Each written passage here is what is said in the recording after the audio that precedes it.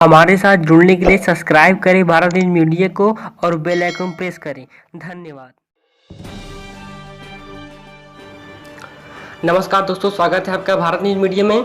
बिना गोली चलाए भारत ने चीन को लद्दाख में दी करारी शिकस्त। जी हां, लेकिन रहना होगा चौकस। नई दिल्ली बीते कुछ दिनों से लद्दाख में चीन से लगती सीमा पर जारी तनाव फिलहाल खत्म होता दिखाई दे रहा है। चीन के जवान करीब 2.5 किलोमीटर पीछे चले गए हैं। Retired major general GD Bakshi इसको भारत की बड़ी जीत मानते हैं। उनका कहना है कि भारत ने इस बार चीन को करारा जवाब दिया है और यही वजह है कि बिना एक भी गोली चले भी चीन चुपचाप पीछे चला गया। हालांकि वे सभी मानते हैं कि चीन ने इस बार ग्वालियर में जो हिमाकत की वो पहली बार से और ज़्यादा खतरनाक थी। उसने यह वही हरकत की थी जो कारगिल में कभी पाकिस्तान ने की थी, जिसकी वजह से 3 माह तक युद्ध चला था।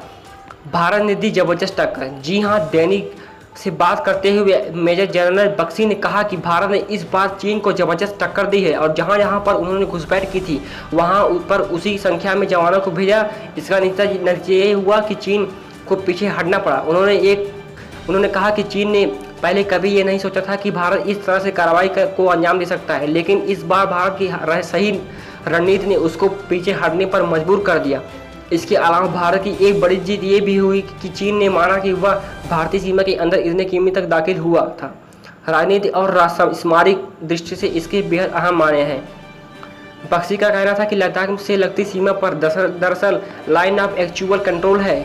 यहाँ पर चीन पहले से भी इस तरह की हिमाकत करता रहा है और फिर वापस भी जाता रहा है।